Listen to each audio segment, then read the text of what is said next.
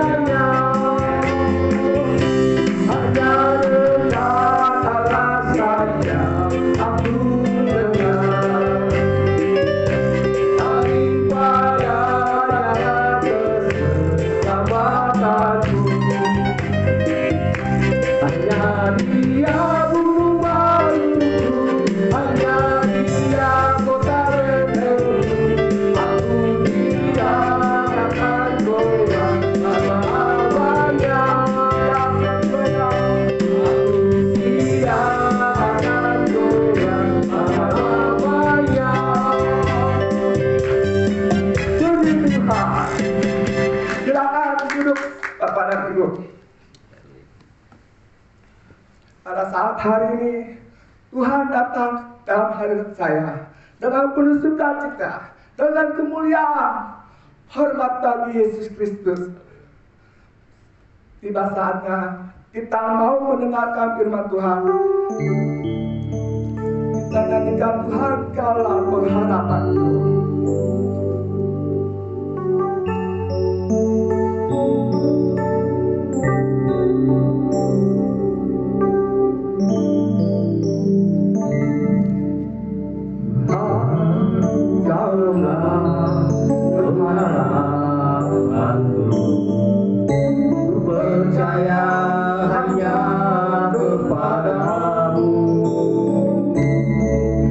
Yesus,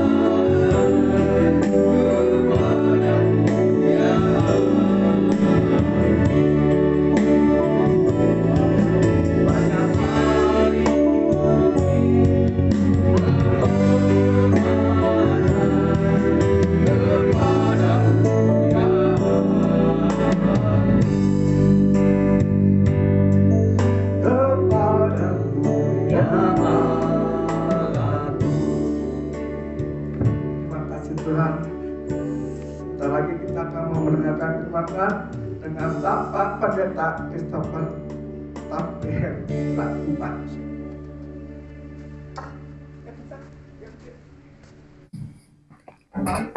Oh salah. Oke, siap. Cek halo. Oke, shalom semua. Thank you buat kehormatan ini, senang kali pertama saya kesini. Hampir saya kira nyasar, ternyata bener cuman pagernya dari belakang. Untung dibantu jadi bisa masuk ke sini. Thank you buat kehormatannya. Kita berdoa sebentar, saudara.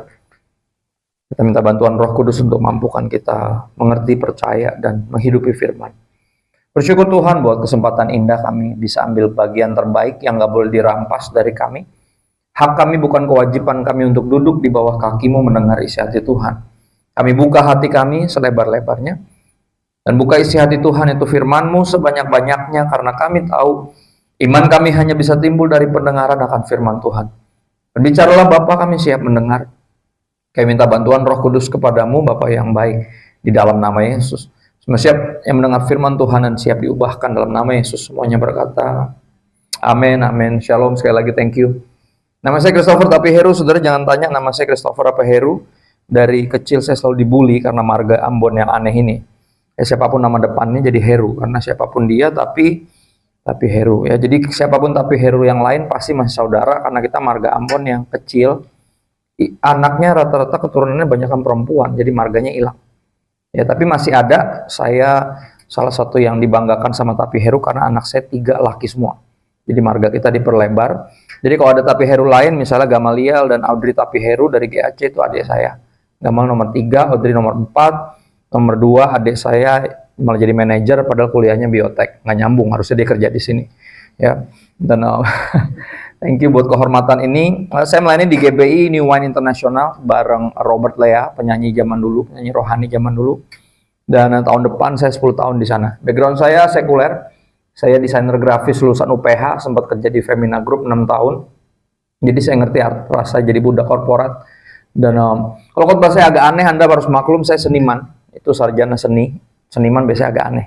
Tapi tenang, saudara. Walaupun muka saya lebih mirip Ustadz, Alkitab kita sama dan Tuhan kita sama. Itu ya, jadi Anda bisa bernafas lega. Jadi nggak usah ngeliatin muka saya. Nggak ada yang bertobat gara-gara ngeliat muka saya, yang kepahitan banyak ya.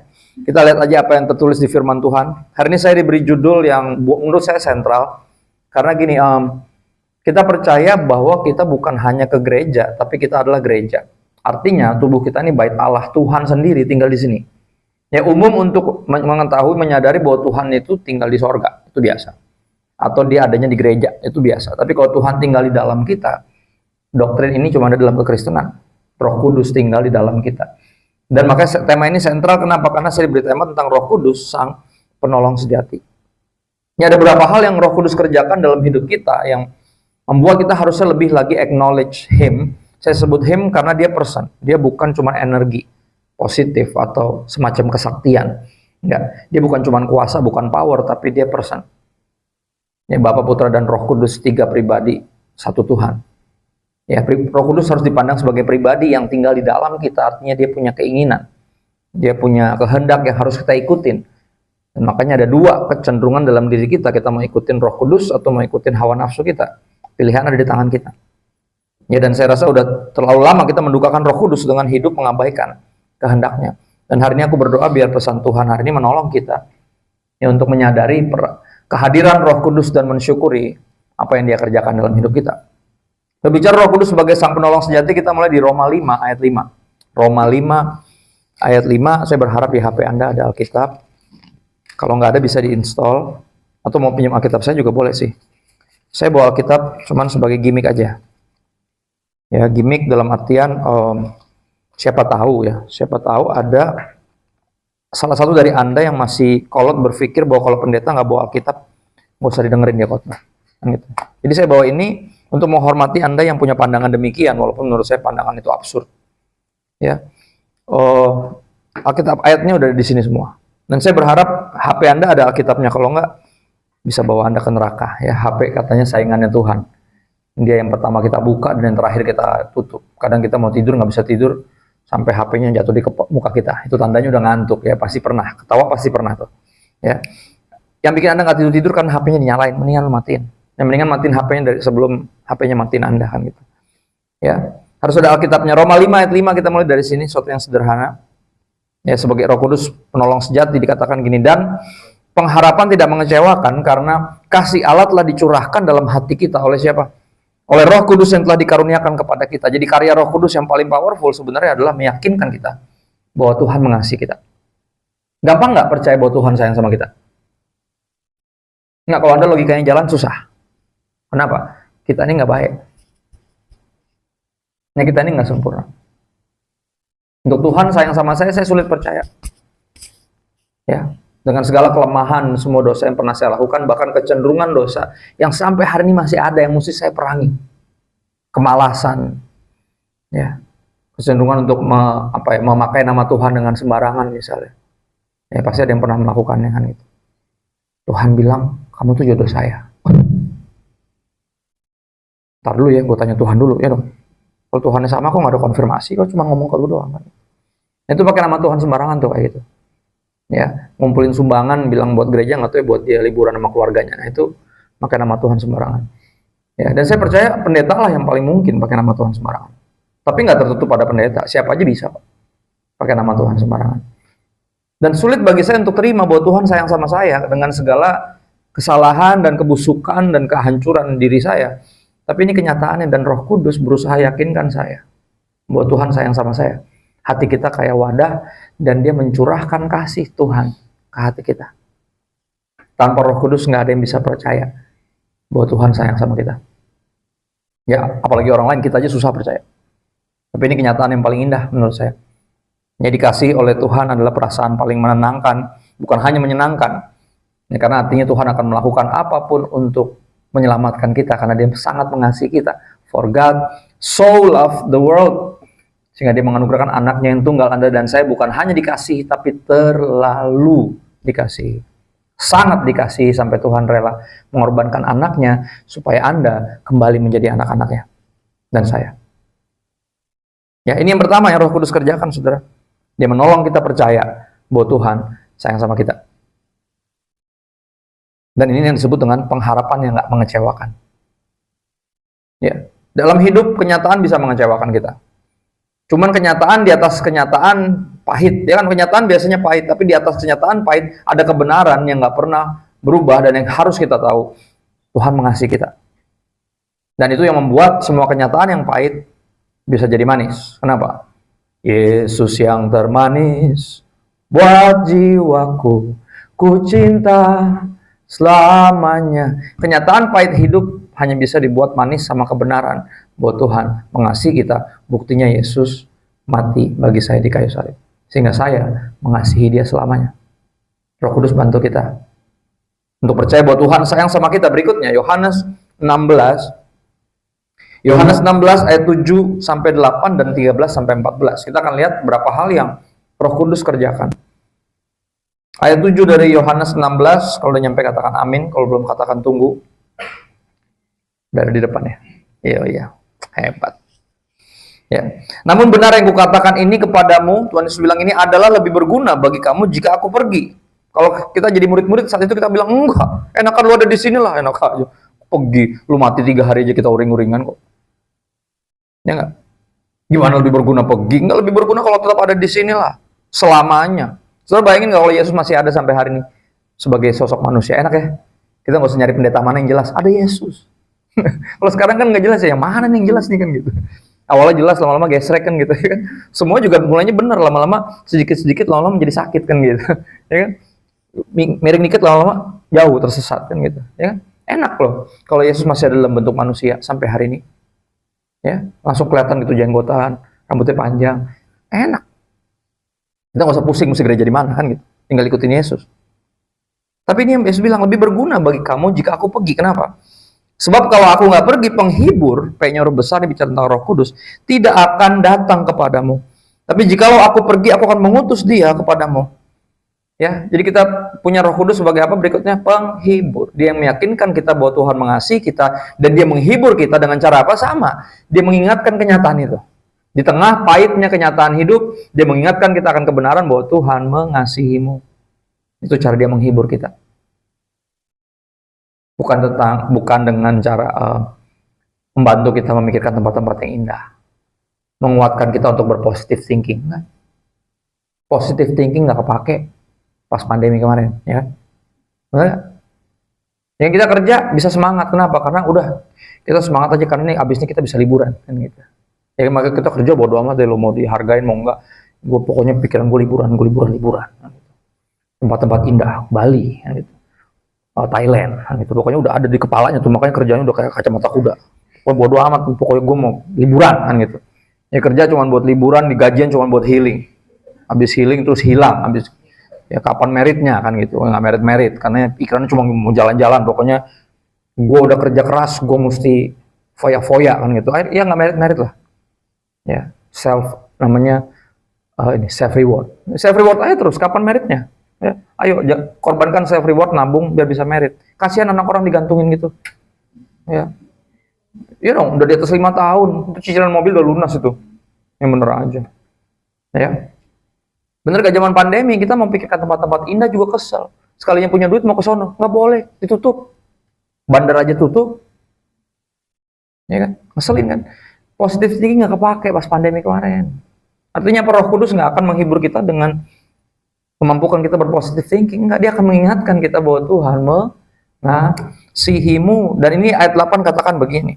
Dan kalau ia datang, penghibur itu ia akan menginsafkan dunia akan dosa, kebenaran dan penghakiman. Berarti tanpa Roh Kudus, Anda dan saya, nggak ada satupun dari kita yang bisa insaf. Nggak bisa. Makanya udah kena azab berkali-kali aja masih nggak insaf juga. Ya, maka ada kalimat tuh nih, kapokmu kapan sih kan gitu. Kayak udah sering kena gitu loh, kena batunya udah sering, tapi masih aja terus geblek lagi kayak. Kalau nggak ada Roh Kudus nggak ada yang insaf.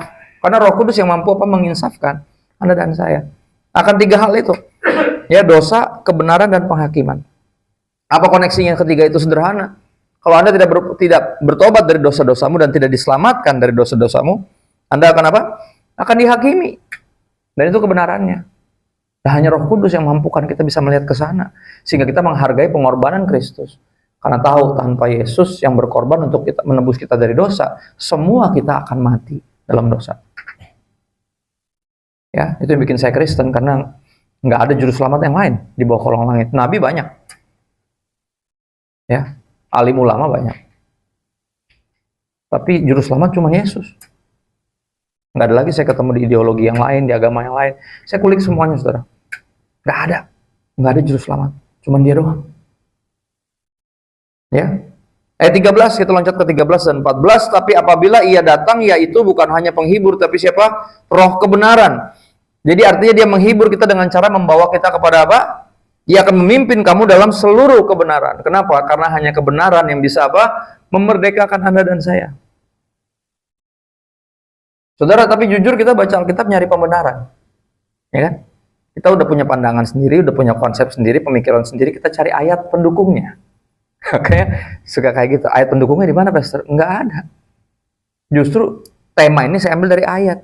Itu bukan ayat pendukung. Ayat pendukung artinya apa? Anda punya ide sendiri, Anda cari ayatnya. Itu bukan teologi, itu namanya cucologi. Dicucok-cucokkan. Jeleknya gini, barang siapa mencari pembenaran bisa mendapatkannya. Karena Yesus yang bilang, mengetuk pintu akan dibuka, mencari pasti mendapat. Minta pasti akan diberikan. Ketika nyari pembenaran, Anda akan menemukan pembenaran. Makanya ada pendeta yang memberkati pernikahan sesama jenis. Kenapa? Karena nyari ayatnya ada. Katanya Daud sama Yonatan, katanya homo. Ya terserah lu lah. Karep-karepnya sendiri. Ya nyari-nyari ayat, padahal ada Sodom Gomora, apa kabar? Dibilang, oh enggak, itu isunya bukan itu. Itu siapa?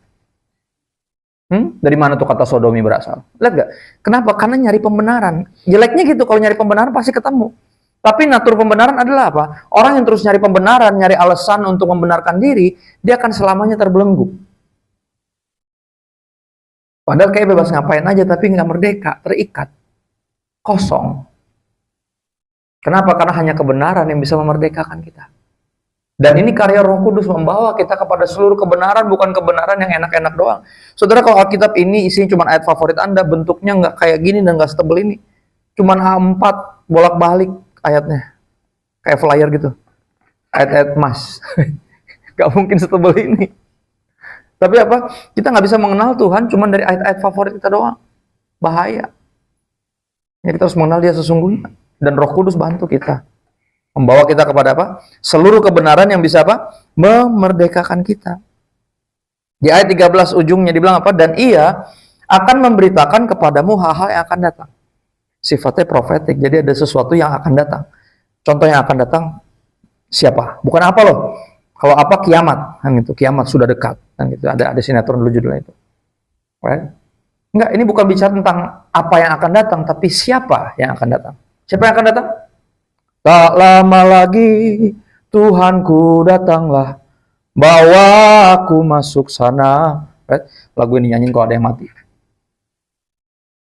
Kalau itu mesti nyanyiin di tiap kebaktian, biar lu ingat, nggak lama lagi Tuhan gue datang. Nanti dalam penderitaan kita, dalam pergumulan kita berpengharapan, kan ini nggak lama kok. Ini nggak selamanya kok kayak gini. Ntar lagi dia datang. Ya. Roh Kudus yang akan bawa kita di tengah sibuknya kita secara duniawi dalam pekerjaan kita. Kita masih berfokus kepada Tuhan. Masih terus mengingat, saya ini hamba Tuhan, saya bukan budak korporat. Saya hamba Tuhan yang melayani di tempat ini. Ya, Tuhan yang saya muliakan lewat kinerja saya. Ketika nggak dihargain, ketika nggak ada yang lihat, Tuhan nggak pernah merem, Tuhan nggak pernah ngutang. Ya. Berikutnya apa? Ayat 14. Ia akan memuliakan aku. Salah satu favorit saya. Ya, orang suka nanya gini sama saya, karena saya Pentakostal karismatik. Tanda orang dipenuhi Roh Kudus itu apa? Mereka berharap saya jawab berbahasa roh. Saya berharap semudah itu. Cuma masalah bahasa roh, malu ikut-ikutan juga bisa. Ya kan?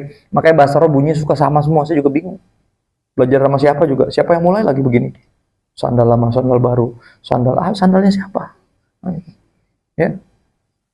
Si Mama Raba Papa, si Papa Malik Beraba kan gitu. Raba-raba Marsyanda. Siapa yang ngajarin itu? Udah dengar gak kalimat-kalimat itu? Dan saya bukan membuli, itu kedengarannya seperti itu kok. Orang yang nggak ngerti kan bingung, yang nggak ngerti makanya nanya gitu. Dengan mencobai saya, dengan harapan saya jawab tanda orang dipenuhi Roh Kudus itu berbahasa roh, bukan. Tanda orang dipenuhi Roh Kudus apa? Dia berhenti meninggikan diri dan mulai meninggikan Kristus. Itu tanda orang dipenuhi Roh Kudus. Hidupnya udah bukan tentang dirinya lagi. Ya dong, kita bisa pakai agama loh buat kepentingan kita sendiri. Saudara, jauh sebelum agama dijadikan kendaraan politik, agama pertama yang dijadikan kendaraan politik itu Kristen. Ya, ada seorang lagi nyakar, nyalon kaisar, nyakar. Ya. Lagi ada pemilihan kaisar waktu itu, lagi pemilu lah. Ya, dan dia pakai Kristen, karena Kristen tuh movement yang lagi booming banget, underground, ditangkap-tangkapin tapi berkembang pesat. Dia bilang kayak gini, kalau lu pilih gue jadi kaisar, gue jadiin Kristen agama negara. Waduh, siapa yang nggak mau milih? Jadi agama negara, lu nanti beribadahnya nggak usah ngumpet-ngumpet, ditangkapin di bawah tanah, lu bisa bikin rumah ibadah, diizinin semua. Wah, ini ada orang yang bilang Konstantin yang bikin kekristenan, kebalik. Kekristenan yang bikin Konstantin jadi kaisar. Dia kendarain tuh agama buat kepentingannya. Saudara, kita nggak luput dari itu. Ini satu hal yang saya sedih dari presiden terbaik kita sejauh ini, namanya Jokowi. Lalu di akhir dari pemerintahannya dia menjadi manusia biasa. Karena sebelumnya dia jadi manusia super. Ya, segala yang dia lakukan itu super. Semuanya super. Kita mengagumi, kita sampai di ujungnya dia jadi manusia biasa dan Anda menganggap dia setan. Sedih. Karena dia bukan setan, dia manusia biasa. Makanya dia lagi bertindak sebagai manusia biasa. Mestinya nggak usah kaget, Pak. Ya, tapi itu politik dinasti, Pak. Saudara, gini. Saudara lu nyalek aja, gue disuruh milih. Padahal bukan dapil gue. Lu juga politik dinasti lah. Ada yang anak dokter di tempat ini? Ada nggak? Yang orang tua dokter? Bener nggak? Dokter pengen anaknya jadi dokter kan? Bener nggak? Saya punya banyak anak teman band saya, anak dokter. Dipaksa jadi dokter. Kalau nggak mau dia. Ya, pendeta. Ada anak pendeta kayak saya? Pendeta itu biasanya pengen anaknya jadi pendeta loh. Nggak bohong saya. Yang ngangguk pasti ngerti kan? Pasti punya teman anak pendeta kan? Dari 4 tuh dipaksain, 1 lah minimal kan itu jadi pendeta. Kan dia anak paling gede, akhirnya dia di sekolah Alkitab. Padahal dia nggak mau. Ya. Anak presiden gimana? Kalau presiden gimana? Pengen anaknya jadi apa? Gue tanya. Jadi bajingan gitu. Ya presiden pasti pengen anaknya jadi presiden lah. Ya. Nggak usah gitu, jangan kayak aneh. Itu manusiawi namanya. Ya. Dan saya nggak tahu kenapa saya ngomongin ini. Karena ini penting. Ya. Penting untuk kita menyadari bahwa orang yang dipenuhi Roh Kudus ciri-cirinya sederhana. Dia berhenti meninggikan diri dan mulai meninggikan siapa? Meninggikan Kristus. Itu ciri-cirinya. Udah pelayanan Kristen, kalau dia nggak dipenuhi Roh Kudus, dia akan pakai semua buat kepentingan dia. Ya, makanya Anda pernah ketemu kan pasti pendeta yang bukan hamba Tuhan tapi hamba uang, ada kan? Pasti pernah. Jangan kaget. Manusiawi itu. Makanya apa kita perlu Roh Kudus supaya manusiawinya dirubah dari manusia duniawi jadi manusia apa? Sorgawi. Ciri-cirinya apa? Berhenti meninggikan diri dan mulai meninggikan siapa? Yesus. Ketika ngobrol yang dia saksikan tuh bukan kayak, ya puji Tuhan, anakku bisa sekolah di luar negeri, kan gitu. Depannya puji Tuhan. Tapi habis itu dia nyombong, diceritain, anakku ini bisa ke sono, gara-gara ada teman sekolah gue dulu. Gue pernah bantu dia dulu pas lagi susah. Wih, yang diceritain siapa ya? Dia. Padahal lagi nyeritain anaknya ke sekolah luar negeri, depannya puji Tuhan, tapi ujung-ujungnya dia meninggikan siapa? Dirinya sendiri. Coba bukan gue bapaknya, nggak mungkin anak gue. Lihat gak? Lihat gak? Tipis loh. Berapa kali kita dengar kesaksian macam gitu di gereja. Saudara, ada beda kesaksian sama nyombong. Bedanya apa? Apa bedanya? Tipis tapi jauh. Gini, kesaksian tuh nyeritain. Gini, salah nggak kalau saya bilang kesaksian tuh kita ceritain apa yang kita lakukan buat Tuhan? Salah. Apa yang kita lakukan buat Tuhan namanya nyombong. Kesaksian tuh ceritain apa yang Tuhan lakukan buat kita. Itu kesaksian. Ya kan? Tapi udah banyak di mimbar gereja loh. Bisa-bisanya orang ceritain apa yang dia udah lakukan buat Tuhan. Saya sempat masuk penjara, tapi di sana saya berjumpa dengan Tuhan. Dan dalam penjara itu saya tulis sekitar 200 lagu. Salah satunya yang ini. Wih, langsung minta kunci cereng. Nyanyi doi. Nggak ada yang tersentuh sama kesaksiannya. Orang diceritain apa yang dia lakukan buat Tuhan kok. Ada satu kesaksian menyentuh saya. Seorang yang saya yakin kalaupun dia nggak stroke sebelah, dia juga pasti pelok. Ya, istri saya Chinese, arti pelok ngerti ya? Totok banget yang kalau ngomong tuh susah gimana? Kok sorry pelan-pelan gimana kok? Nah, gitu. Ya. Dan ini stroke sebelah jalan diseret gini. Terus di kesaksian saya pikir orang mau ngapain, mau nyanyi nggak mungkin. Ngomong aja susah kok miring-miring gitu. Tapi dia bilang apa? Kalimat pertama dia mulai ketika dia pegang mic-nya adalah apa? Tuhan Yesus baik. Gue penasaran nih baiknya gimana nih? Karena lu sakit nih. Nggak mungkin lu bilang Tuhan Yesus baik. Kalau baik kenapa lu sakit kan gitu? Terus diceritain. Saya dulu tuh gini, sukses, kaya, dan saya ngerasa nggak perlu Tuhan. Saya orang paling sehat, olahragaan. Nah, saya punya semuanya. Tanpa Tuhan. Tapi Tuhan baik. Oke, ya Tuhan baik karena semua itu gue ngerti. Enggak, Tuhan baik, makanya saya kena stroke. Nggak nangkep gue. Tapi dia ngomong itu dengan air mata mengalir. Jadi kalau saya nggak diginiin, saya nggak mungkin datang kepada Tuhan. Jadi walaupun saya berdoa biar sembuh dan nggak sembuh, tapi Tuhan baik. Ini yang dia lakukan dalam hidup saya diceritain. Nangis saya. Nggak usah pakai kunci G, nyanyi lagu-lagu yang sedih-sedih, nggak usah. Saya dengar orang yang ngomongnya susah aja. Dan dia bilang Tuhan baik buat saya nih, dia kayak tahu sesuatu yang saya nggak tahu. Jangan-jangan dia punya Roh Kudus, jangan-jangan saya nggak punya. Karena saya cuma bisa bersyukur ketika semuanya baik-baik saja. Tapi orang ini bisa bilang Tuhan baik ketika yang nggak enak menimpa dia. Ya, dan saya yakin dia pasti punya Roh Kudus. Dan saya nangis, saya minta Roh Kudus. Mari masuk hati saya.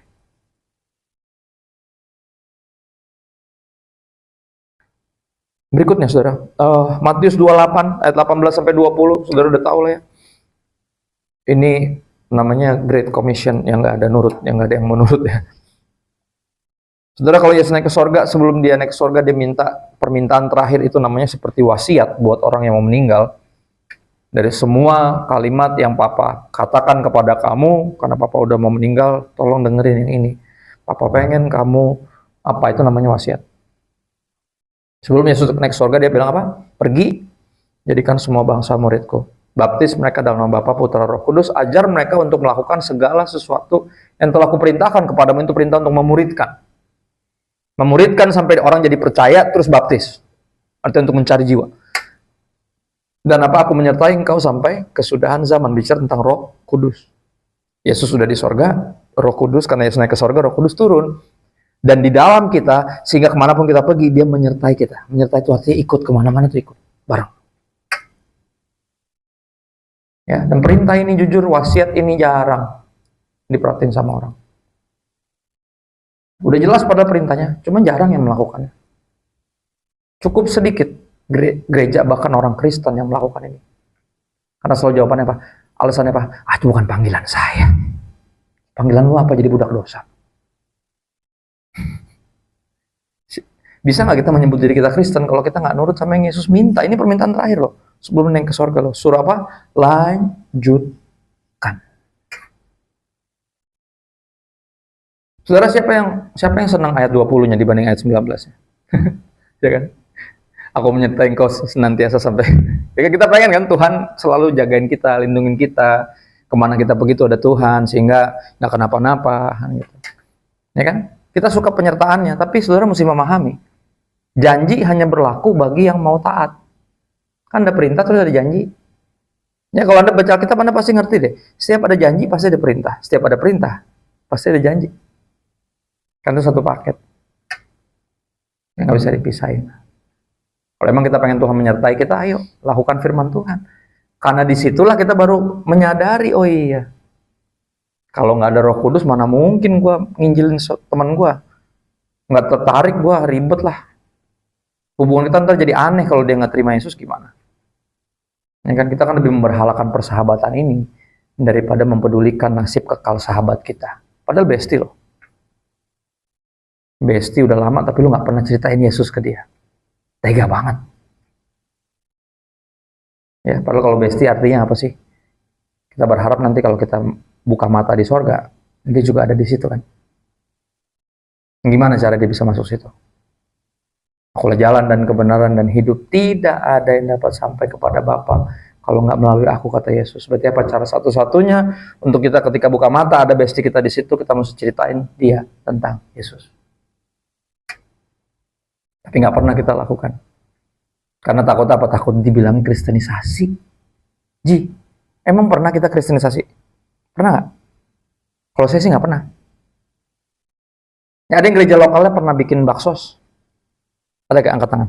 Yang gereja lokalnya pernah bikin baksos. Bagi-bagi makanan, sembako gitu ya. Pernah ya? Atau gini, pengobatan gratis deh. Ada yang pernah? Pernah ya? Gini, ketika orang datang pakai dress code dari agama lain, kira-kira disuruh terima Yesus dulu nggak baru dikasih obat? Nggak kan? Artinya bukan kristenisasi dong. Kalau kristenisasi itu gini loh, Bu, ibu tuh sakitnya gini, jadi saya punya obatnya Bu, tapi ibu mesti terima Yesus dulu, baru saya kasih obat. Nah itu kristenisasi. Kita nggak pernah lakukan itu. Jadi nggak usah takut dicap kristenisasi, itu fitnah. Ya, fitnah itu kejam. Fitness itu kemana?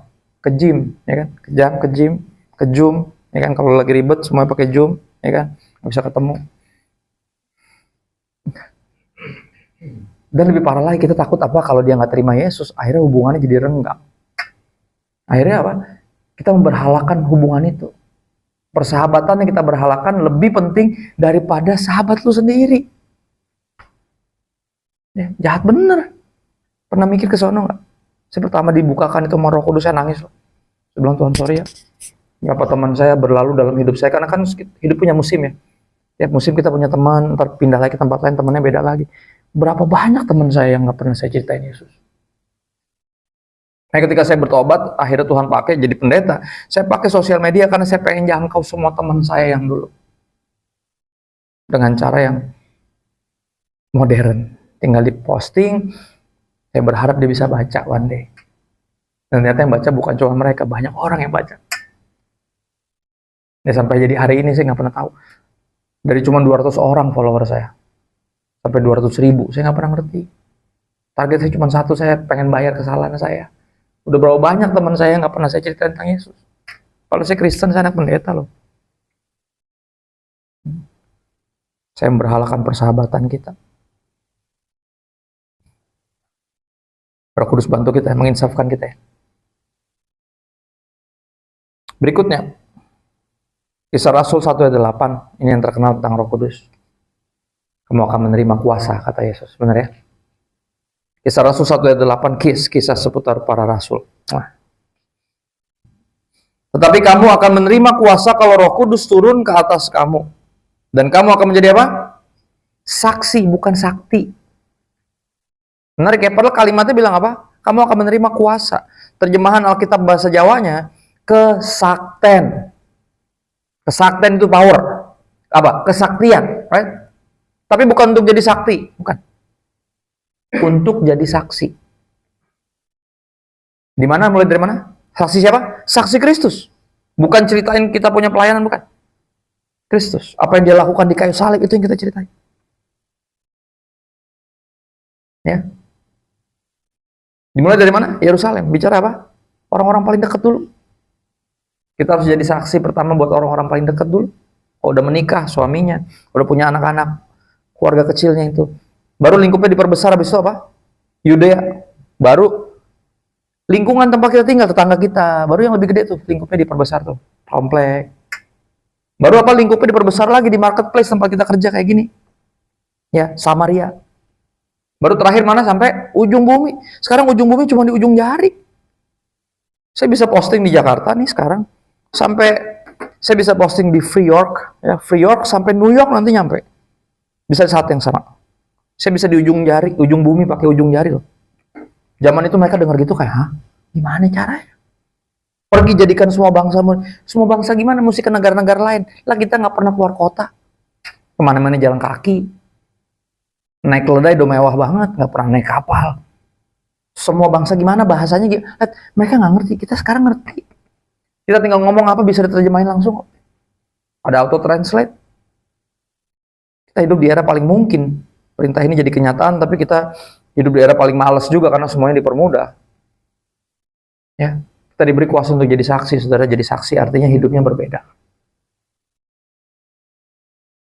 Saya akan jelasin lebih lanjut nih. Pembacaan ayat terakhir kita Roma 8 ayat 26. Ingat Roma 8 yang terkenal ayat berapa? 28 ya. Ayat favorit kita semua tuh. Allah sanggup melakukan, right? Roma 8 ayat 26 bilang apa? Apa yang Roh Kudus kerjakan? Demikianlah juga apa? Roh membantu kita. Lihat, ingat dia penolong. Dia membantu kita. Dia bukan pembokat, jadi jangan ngerendahin dia. Ya, jangan. Ini beberapa perempuan ketika jadi istri terus dibilang sebagai penolong tuh nggak terima. Jadi gue jadi pembantu gitu, maksud lo? Bukan, penolong. Kayak kalau dengar kata pembantu tuh kayaknya merendahkan banget. Tapi kata yang dipakai untuk istri itu kata yang dipakai buat Roh Kudus. Keren banget, ya. Gini, bisa nggak kita kudus tanpa Roh Kudus? Nggak bisa. Artinya nggak ada seorang pun yang bisa jadi Kristen tanpa Roh Kudus pun. Kita, suami, nggak bisa kalau nggak ada istri kita. Keren ya? Posisi yang nggak merendahkan, posisi yang tinggi. Ya. Gini, penolong kira-kira lebih kuat atau lebih lemah dari yang ditolong? Ayo. Ya kan sederhana aja, kalau bahasa kuat, jadi nggak usah adu mekanik. Nggak usah. Udah pasti perempuan lebih kuat. Ya saya pakai pantofel aja nggak bisa, makanya apa saya pakai yang begini. Pantofel tuh haknya cuma segini, saudara. Pakai seharian, pas buka tuh kayak mau jatuh gitu. Nah, istri saya pakai yang segini. Gila, benar. Right? Saya masuk angin aja uring-uringan, dia masuk bayi 9 bulan. 3 kali lagi. Ada bayi di perutnya. Angin aja kita udah, aduh gak enak nih badan. Nah, bayi. Tarik-tarik dalamnya. Ya, laki-laki gak pernah ngerti sakitnya bersalin, gak pernah. Perempuan tuh yang kayak gitu. Ya, jadi nggak usah ngerasa direndahin ketika disebut sebagai penolong. Harusnya terhormat karena ini kalimat yang sama. Roh membantu kita. Roh menolong kita dalam hal apa? Coba lihat di sini. Demikian juga Roh membantu kita dalam kelemahan kita. Sebab kita tidak tahu bagaimana seharusnya berdoa. Makanya apa di Yakobus dibilang apa? Lu nggak dapetin apa yang lu doakan, kenapa? Karena hasil dari doa lu mau pakai buat memuaskan hawa nafsu lo. Lu salah berdoa. Doanya bagus, tapi motivasinya di baliknya itu loh. Dan tanpa Roh Kudus kita nggak bisa minta yang benar sama Tuhan. Tanpa Roh Kudus kita berdoa kayak kita Tuhannya. Tuhan, gue nggak mau tahu. Ya, gue udah kayak gini, gue udah kayak gini. Pokoknya gue maunya gini. Ya. Tuhan kirimkanlah aku kekasih yang baik hati, yang mencintai aku apa adanya, apa adanya, apa adanya, gitu. Tuhan disuruh ngirim, sembarangan banget loh. Ini lu nyuruh-nyuruh Tuhan, pernah mikir nggak? Saudara, saya berdoa dari zaman dulu diajarin dari zaman saya kecil ya. Tapi saya berusaha ngajarin anak saya yang berbeda, karena saya nggak pengen mereka dari kecil tuh nyuruh-nyuruh Tuhan. Tuhan, Kristo mau tidur, jaga papa, jaga mama, jaga dogi, jaga rumah, jaga motor, jaga mobil, jangan sampai hilang. Dia satpam atau Tuhan sebenarnya. Lihat gak? Kita nggak ngerti cara berdoa. Tapi apa? Thank God for the Holy Spirit. Puji Tuhan ada Roh Kudus yang bantu kita. Ya enggak? Saudara, doa Bapa kami dimulai dengan kalimat yang bagus. Bapa kami yang di sorga. Kenapa? Buat ngingetin lo, itu bukan cuma Bapak lo doang. Biar doa lu nggak egois. Bapak kami, dia juga bapaknya yang lain. Ya, jadi dokter nggak bisa berdoa, Tuhan, biar rezekiku ditambah. Artinya apa? Banyak orang sakit kan gitu. Biar banyak yang datang, nggak bisa. Ya, tukang tambal ban nggak bisa berdoa buat rezeki banyak, biar semua bannya meledos terus lewat tempat dia, nggak bisa. Permintaan kita nggak boleh egois, dan cuma Roh Kudus yang bisa bantu kita berdoanya, nggak ngaco. Kalau nggak, kita pentingin diri sendiri pasti. Ya. Tetapi apa? Perhatian kata-katanya bagus banget. Tapi Roh sendiri berdoa untuk kita. Lihat. Dia berdoa untuk kita kepada Allah. Lihat, artinya apa? Dia yang bawa kita berdoa kepada Tuhan. Dengan apa? Keluhan-keluhan yang tidak terucapkan.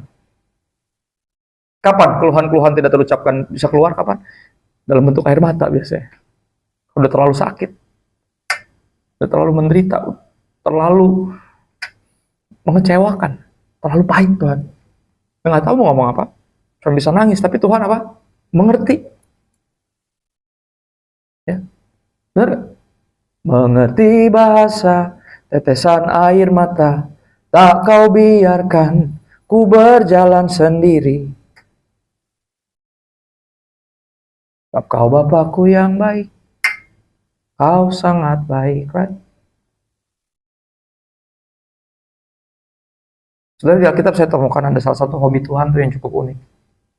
Dia punya satu kirbat kayak tempat gini, kayak botol lah. Dan dia bilang isinya tuh dia menampung air mata kita. Artinya nggak pernah ada yang netes tanpa dia tahu kenapa. Dan saya berdoa buat anak-anak Tuhan yang nggak keseringan nangis karena hal-hal yang nggak perlu gitu. Macam nonton drakor gitu nangis. Nah yang kayak gitu nggak ditampung air matanya. Buat apa? Kata Tuhan, ini lagi apa sih? Udah gitu. Ya, nggak, yang ditampung tuh ketika kita berdoa buat jiwa-jiwa, kita berdoa buat popo kita yang belum kenal Yesus. Kita berdoa buat papa yang nggak tahu ada di mana, yang begajulan, tua-tua keladi, makin tua makin jadi. Kita berdoa biar dia pulang, biar dia bertobat. Nangis kitanya itu tuh yang ditampung. Ya. Ikut Tuhan sungguh-sungguh malah jadi susah hidupnya. Kita bingung, dalam kebingungan kita cuma bisa nangis, Tuhan gue gak ngerti. Gue udah jujur, tapi gue dibuang dari keluarga gue. Gue disingkirin sama teman-teman kantor gue. Gue udah jujur, tapi istri bos gue fitnah gue sampai gue masuk penjara. Saya lagi ngomong tentang kisah Yusuf. Ya. Dan yang menarik, kenapa saya tutup dengan kisah Yusuf? Saya baca ayatnya dulu. Karena ini yang ayat 28 katakan. Dan saya yakin Rasul Paulus mengutip hidupnya Yusuf. Yusuf sang pemimpi. Ayatnya bilang apa? Kita tahu sekarang. Dulu nggak tahu. Ketika dibuang di sumur sama saudara-saudaranya dia nggak tahu. Tapi dia belajar percaya. Kalau emang Tuhan kasih gue mimpi, gue nggak ngerti caranya bisa sampai son, tapi ini bagian dari itu. Di sumur kita nggak, Alkitab nggak mencatat satupun keluhan dari mulut Yusuf. Dibuang, dijual. Perantau ke Mesir bukan mengadu nasib, tapi menerima nasib. Dibuang dari keluarga sendiri. Jadi budak di rumah orang. Berprestasi karena melakukan yang terbaik seperti untuk Tuhan, bukan untuk manusia. Terlalu ganteng sih. Ditaksir sama istri bosnya. Ya. Saya gini, sebagai kakak dari Gamaliel, saya tuh hidup dalam insecurities. Saya cuman kakaknya artis, yang artis tuh adik saya. Suaranya lebih bagus, tampangnya lebih ganteng, badannya lebih tinggi, kulitnya lebih putih, followernya lebih banyak, duitnya apalagi. Saya cuman kakaknya. Right? Saya dulu berpikir kalau saya lebih ganteng dari ini, mungkin saya jadi artis, kan gitu. Saya suka ngeluh sama Tuhan, kenapa sih muka gue mesti pas-pasan kayak gini? Pas ada hidung, pas hidung ada, gitu. Pas mata ada, pokoknya pas lah. Nggak usah banyak-banyak, secukupnya aja hidungnya, gitu. Ya. Saya sempat protes sampai saya baca kisah ini. Dia ini bermasalah cuma satu, gara-gara terlalu ganteng. Dan di saat itu saya ulus dada bilang ini, puji Tuhan, gue nggak ganteng-ganteng amat. Ternyata gue kira kalau gue lebih cakep masalah hidup berkurang, ternyata enggak. Mau jelek, mau cakep, kalau bermasalah mah bermasalah aja, namanya juga hidup. Ya kan? Selama masih hidup pasti ada masalah. Mau ganteng, nggak ngaruh. Ya kalau tukang listrik datang, lu keluar walaupun lu ganteng nggak ngaruh, tetap aja suruh bayar listrik. Kalau nggak dicabut, nggak ada urusannya. Ya kan? Nggak mungkin disuruh keluar mas, mas kan ganteng. Ah, apa urusannya? Emang ganteng bisa bayar listrik? Nggak bisa, mesti kerja. Nah, tetap aja susah hidup tuh. Difitnah, masuk penjara. For being honest. Karena jujur, karena integritas. Nah kadang di kerjaan juga bisa gitu loh. Tapi ini yang menarik. Ya, ayat ini dipakai buat Yusuf. Kita tahu sekarang, kemarin nggak tahu. Bahwa Allah turut bekerja. Atau Allah mengerjakan segala sesuatu. Enak maupun gak enak untuk mendatangkan kebaikan. Bagi mereka yang apa? Bagi semua orang enggak. Bagi mereka yang mengasihi Tuhan dan terpanggil sesuai dengan rencana Tuhan. Siapa yang terpanggil sesuai dengan rencana Tuhan? Yusuf. Apakah Yusuf mengasihi Tuhan? Oh tentu saja. Makanya dia berintegritas karena dia mengasihi Tuhan. Makanya ketika istri Potifar ngajak yang enggak, dia bilang apa? Saya nggak mungkin melakukan perbuatan sejahat ini. Dan saya tidak mungkin berdosa terhadap Tuhan. Nggak mungkin. Powerful. Dan saudara mesti ngerti, dia orang pertama di Alkitab yang diakui dipenuhi Roh Kudus. Siapa yang ngomong? Firaun. Ketika dia sampai istana Firaun, setelah Firaun dengar, dia ngerti mimpi, terus dia kasih nasihat untuk nabung. Dia bilang kayak, gue belum pernah ketemu orang kayak gini. Segitu dipenuhi Roh Tuhan. Lihat, belum Pentakosta, masih jauh. Dari mulut seorang yang menyembah ratusan dewa dan dewi, keluar pernyataan ini. Ngelihat hidup Yusuf, kinerjanya, semangat hidupnya, kejujuran kesopanannya. Dia bilang apa? Gue belum pernah ketemu orang yang segitu dipenuhi Roh Kudus kayak dia. Karena sejujurnya gini, kenapa saya selalu kalau lagi di kantor selalu ceritainnya Yusuf, bukan Daniel gitu. Kalau Daniel kan juga di politik ya Pak. Maka politik busuk ya? Oh enggak ada, enggak ada urusan sama itu. Cuma gini, Daniel itu kita masih tahu jam doanya kapan. Ya tiap hari, 3 kali sehari dia berdoa, kiblatnya yang mana? Yerusalem. Tanah, rumahnya, homeland. Right? Karena mereka dalam pembuangan. Daniel kita masih tahu jam doanya. Tapi Yusuf ada emang jam doanya. Ya. PD rumah Potifar emang ibadahnya hari Jumat. Kita nggak pernah tahu. Tapi gini, dari mana Firaun bisa ngomong gitu? Yang dilihat kinerjanya. Dan sejujurnya gini, orang di tempat kerja juga sama. Nggak peduli lu mau jam doa lu kayak 5 waktu, kayak 10 waktu, kayak lu mau kebaktian kayak tiap Jumat, nggak ngaruh. Kerjaan lu yang dilihat. Dan bukan hanya kerjaan lu, tapi semangat lu untuk mengerjakan itu yang dilihat. Ya, ketika dijahatin, ketika ditekan, ketika difitnah, gimana respon kita? Dan saya percaya kata Roh Kudus sebagai penolong dan penghibur. Saudara, yang perlu dihibur itu siapa sih? Orang yang hidup dalam pergumulan, dalam gencatan, dihimpit, atau orang-orang yang hidupnya baik-baik saja? Yang pertama kan? Dan saya percaya Roh Kudus bukan hanya membantu Yusuf tetap berintegritas, melakukan yang benar bahkan ketika nggak ada yang lihat, tapi membantu dia untuk tabah dan tetap bersemangat. Walaupun dibuang sama keluarganya, dia tetap bersemangat. Walaupun difitnah sama istri bosnya, dia tetap semangat. Makanya apa? Dimanapun dia berada, dia selalu jadi orang nomor 2. Di rumah jadi anak yang terbaik. Di rumah orang jadi budak terbaik. Di penjara jadi napi terbaik. Nasihat terbaik memang dia. Daebak, gitu. Terbaik. Dan semua karena apa? Firaun yang ngomong. Orang ini dipenuhi Roh Kudus. Ya, Roh Kudus menolong kita dalam segala hal yang tadi kita baca. Semuanya. Tapi yang paling dinantikan sama teman-teman kita, sama atasan kita, ya, kinerjanya dan semangat mengerjakannya. Jangan cuma semangat doang, tapi apa kacamata kuda, mukanya cemberut, kayak pepaya busuk, kayak kemeja belum disetrika, mukanya kenapa kusut banget muka lu kan? Senyum dong, bersyukur dong sama Tuhan, makasih ya. Buat kerjaan ini makasih. Di tengah orang susah dapat kerjaan, gue masih kerja. Gue masih dipakai. Ketika banyak yang kena PHK, gue masih di sini. Makasih ya Tuhan. Semangat. Dan itu nular loh ke sekelilingnya. Keadaan bisa lagi susah, tapi sukacita kita nggak boleh hilang. Saya percaya cuma Roh Kudus. yang menghibur kita, mampukan kita jadi orang-orang yang seperti itu. Orang-orang yang bahasa kerennya itu inspiratif. Kenapa? Karena inspired by God, diinspirasi oleh Tuhan. Tuhan tinggal di sini. Ya. Dan saya tutup dengan itu, saudara. Saya berdoa, saya nggak tahu pergumulan Anda apa. Tapi ini yang saya tahu. Roh Kudus memampukan bukan hanya Yusuf mengerjakan yang terbaik dan integritas, tapi membuat Yusuf percaya bahwa Tuhan yang bawa saya sampai sini. Tuhan menyertai saya, nggak pernah tinggalin saya. Makanya dia bilang gini sama saudara-saudaranya. Ya kan akhirnya mimpi jadi kenyataan kan. Saudara-saudaranya datang minta tolong bantuan pangan, udah nggak makan berapa waktu.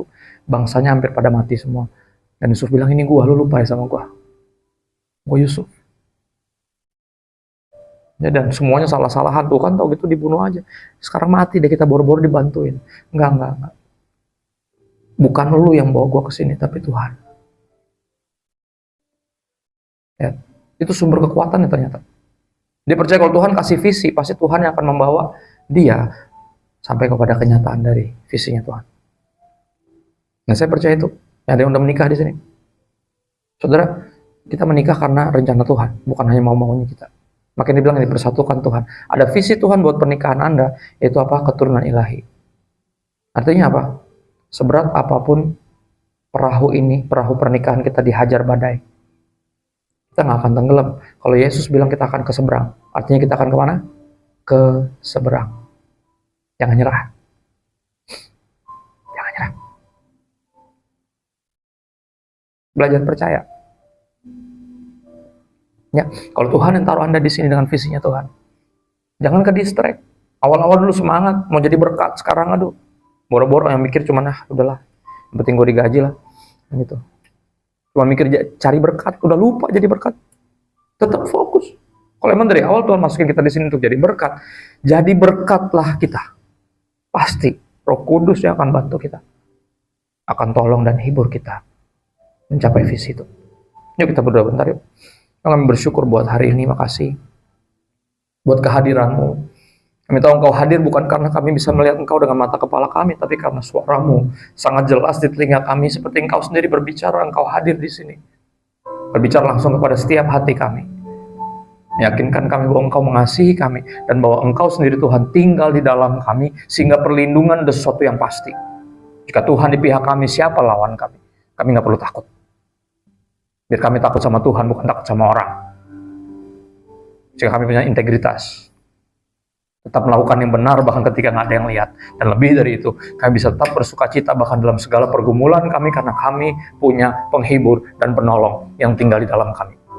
Makasih Roh Kudus, udah mau tinggal di hati kami yang penuh berhala ini, yang dipenuhi kepahitan dan kekecewaan. Bersyukur karena Engkau dengan tekun memulihkan kami dari dalam, menyingkirkan satu persatu berhala itu, dan memulihkan semua sakit itu. Oke, bersyukur buat Engkau yang Maha Kudus, yang mau-maunya tinggal di hati yang jauh dari kudus ini. Saya bersyukur buat-Mu ya Roh Kudus, bantu kami. Kami minta bantuan Roh Kudus kepada Bapa yang baik, dalam nama Yesus. Amin.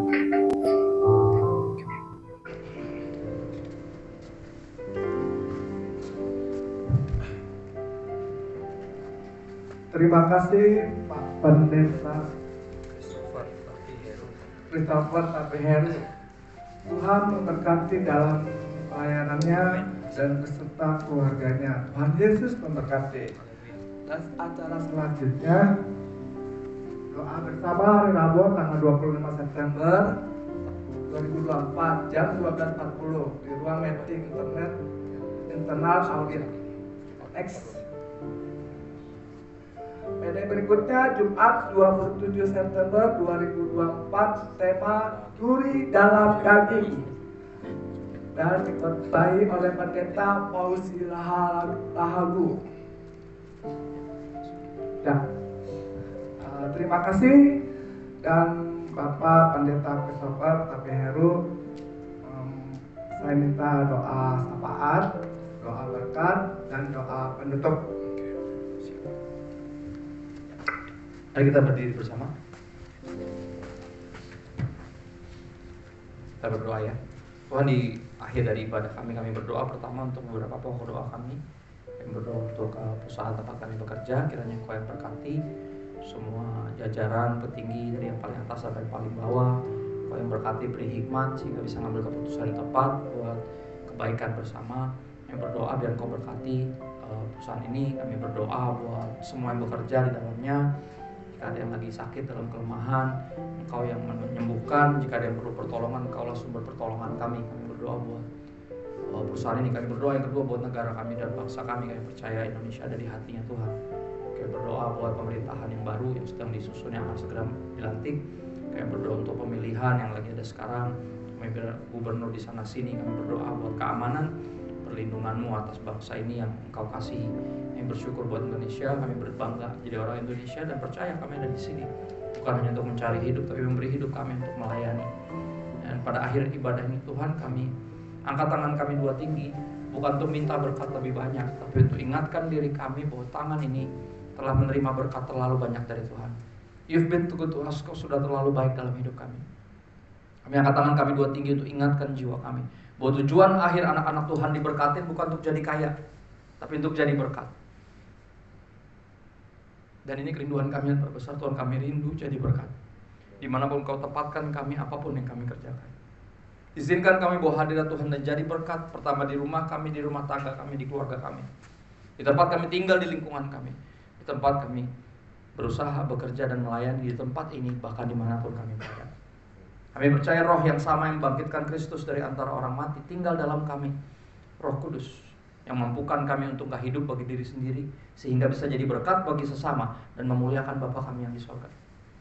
Tuhan menghadapkan wajahnya kepadamu, menyinari Engkau dengan kasih-Nya. Biar kasih dari Allah Bapa yang dibuktikan lewat pengorbanan Sang Putra Yesus Kristus di kayu salib, serta persekutuan dengan Roh Kudus menyertai kita dari hari ini sampai Maranatha Yesus datang kembali untuk menjemput kita, membawa kita ke tempat yang Dia janjikan, Dia siapkan hanya untuk kita. Dan sampai saat itu tiba, semua telah diberkati dan siap rindu dan rela untuk terus jadi berkat sampai kita pulang atau sampai Tuhan Yesus jemput lagi. Dalam nama Yesus semuanya berkata, Amin. Amin. God bless. Selamat ini.